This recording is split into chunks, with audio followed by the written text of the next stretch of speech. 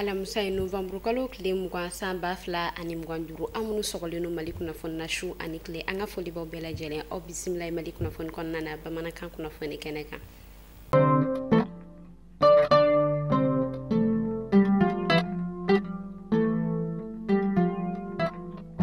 Novembre kalo tile 19 san 2025 kɔnɔna na état-major général des armées ale bɔla ka kunnafoniya jɛnsɛn a yirala k'a fɔ novembre kalo tile 18 san 2025 AES kɛlɛkɛcɛw olu ka vecteur aérien o ka wulikajɔ ni o ka sɛgɛsɛgɛliw kɛla sababu ye k'a to an ka kɛlɛkɛcɛw olu bɔla ka dankarikɛ bingani wale tigilama dɔ la ni olu tun bɛ Tabakorte ni o bɛ Niger ale ni Mali frontière la a yirala k'a fɔ fɛn min bingani wale tigilama caman olu kɔni bɔnɛna u ni na ka tila k'u bololafɛn caman ka o kɔni tiɲɛ novembre kalo tile 18 kelen na san 2025 an ka kɛlɛkɛcɛw o bɔla ka tigɛda kɛ bingani wale tigilamaw ka mobili fila ka sababuya kɛ a yirala k'a fɔ ni bingani wale tigilama ninnu u ka mobili fila ninnu tun b'a la ka sanuba kɛ yɔrɔ la yɔrɔ min ni ale bɛ wele ko Intility n'a bɛ Gawo ale marabolo fɛ a yirala k'a fɔ sanubɔ o yɛrɛ kɔni dagalen tɛ nin yɔrɔ kofɔta in kɔnɔna na nka bingani wale tigilamaw olu yɛrɛ kɔni minɛna sariya sɔsɔli la ka sababuya kɛ u tun b'a la ka sanubɔ nin yɔrɔ kofɔta in kɔnɔna na fɛn min ye an ka kɛlɛkɛcɛw ye u yɛrɛ kɔni bɔla ka u ka bolimafɛn fila ka o kɔni minɛ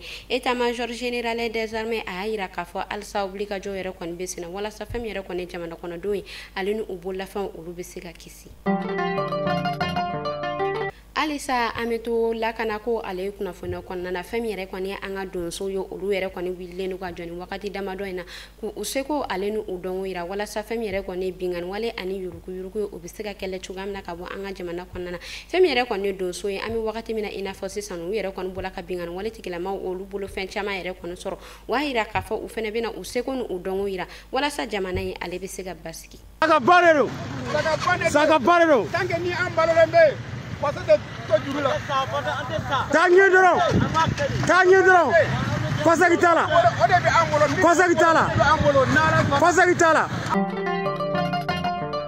an bɛ taa Gawokaw olu fɛ yen nɔ nin week-end in na fɛn min ye Gawo ale force de sécurité ma ye olu bɔla ka wulikajɔ sigi sen kan ka opération belebele ko o kɛ Gawo ale marabolo kɔnɔna na min kɛla sababu ye k'a to u bɔla ka tigɛda kɛ shisha club caman ka Gawo ale marabolo kɔnɔna na ka u caman datugu shisha ni ale balila an ka jamana kɔnɔna na kabi san 2022 a yirala k'a fɔ ko o waleya o yɛrɛ de kɔni tala ye Gawo ale marabolo kɔnɔna na min kɛla sababu ye k'a to u yɛrɛ kɔni bɔla ka lɛtiri ko o yɛrɛ kɔni ci o Conseil islamique kan Gawokaw olu fɛ yen nɔ walasa u bɛ se ka dankari kɛ nin dépravation des mœurs yɛrɛ kɔnɔna na fɛn min ye u ka autorité ye u y'a yira k'a fɔ ko u bɛna u seko n'u dɔnko yira ka to ka sɛgɛsɛgɛliw yɛrɛ kɔni kɛ walasa nin waleya cɛjugu in a bɛ se ka bɔ u ka marabolo kɔnɔna na cogoya min na.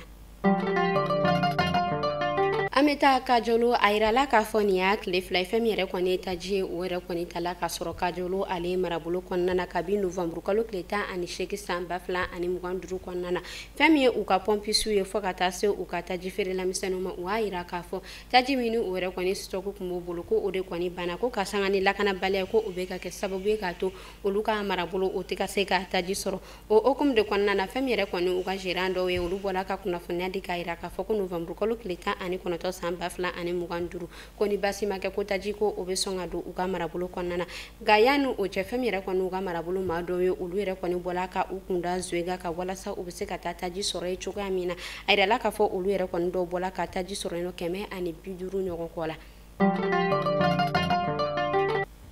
An bɛ taa an ka marabolo filanan na Kulukorokaw olu fɛ yen nɔ a yirala k'a fɔ musolaka dɔ ale bɔnɛna ani n'a ka sababuya kɛ fa ye min yɛrɛ kɔni sɔrɔla wulu o de nɔfɛ fɛn min yɛrɛ kɔni ye Kulukoro ale service vétérinaire régional ma ye olu bɔla ka confirmer k'a yira k'a fɔ fɛn min ye nin musolakan ye ko wulu de kɔni kun ye a kin ko wulu kɛlen ka a kin ko a yɛrɛ kɔni ma taa furakɛli kɛ foyi kalo fila o yɛrɛ kɔni tɛmɛnen kɔfɛ fa yɛrɛ de kɔni sera ka wuli ni muso kofɔta in na ni banaw yɛrɛ kɔni wililen ko u yɛrɛ kɔni ye a ta ka na n'a ye an ka faba ale urgence kɔnɔna na nka yanni a ka résultat yɛrɛ kɔni ka bɔ minnu yɛrɛ kɔni kun bilala ka taa Dakari ko musolakan ye ale yɛrɛ kɔni bɔnɛna a nin na an bɛ ala deli badanema ala ka o di alisilamɛsu bɛɛ lajɛlen ma ka anw yɛrɛ ɲɛ ka an ta don kɔnɔ hakilina jiginna a yirala k'a fɔ ni wulu fɔ ka taa se bagan caman ma ni o yɛrɛ kɔni bɔla ka maaw kin u k'u kunda joona kɛnɛyaso kan o bɛ se ka kɛ sababu ye k'a to o bɛ kisi a kɔlɔlɔw ma. Kasangani sego aleni donko kunkanko malimodo shoni alebe waleya san chamana anga jamana konnana baramini o labena anga sego ni dongo tigilama bafeni alebe wele ko Ibrahim Gindo ni bela jelembe ale don akimo sulda ayrala ka fo ale ka bara nunu yere koni daminena ka bi November kalo daminena anga jamana konnana kerenkerani ala anga fabala femi malimodo shoma yo olube wuli ka jo sigisenga dogokun anga jamana konnana kerenkerani ala anga fabala pale ale koni bergila kerenkerani ala piroko zeme bala ka hakina falo yere koni ke ani ka nyanajo yere koni ke wala sa fem yere koni jamana kono donyo olu timi se ka donyo kona ani segunu dongo ubeta olu baro yere koni waliya ko sebe piroko zeme bala dogokun anga faba konnana fem yere koni malmod shoma wi ubola tuguni ka exposition yoro dama doko osige anga faba konnana mimi talika Dar Salam na badala bugu ani anyogona chama kata exposition ko olu yere koni kayeno ministri mini ale ka bara beneno seko ale ni donko kunkankoma ale yere koni bola kata anyeda uka exposition kero nunu yere koni ka foli blake ka nyashi umaka sangani uka wuli ka joy anu uka chesiri femi seko ni dongwe alsa ale to yere koni beseka wale ya chugamina Unafoni kunchela ameta kokan kibaru la kerenkerane ala Nigeria ale la kana tigila mami bene abibele ko general Musa Mumba ayrala ka fo ale bonena anina ni doko kuin konnana bingani wale tigila ma do fe ka sangani olu yere kon kuntale no mission mini u yere koni natolani uni bingani wale tigila ma karla nyogona ni ale bonena anina mi yere koni kuma chala ko sebe uga marabolo konnana ga fem yere koni uga jamana nyemo koy bola amedo tunubu ale bola ka kunafoni ya to 7 kunu tara ale bola ka kunafonya to sebetia ka ira ka foko daba masa were koni ka welesela alimaka ato faso ko rere de konna abola ka fuli blake kanyeshi bamba ka toma anika ta si blake kanyeshi ama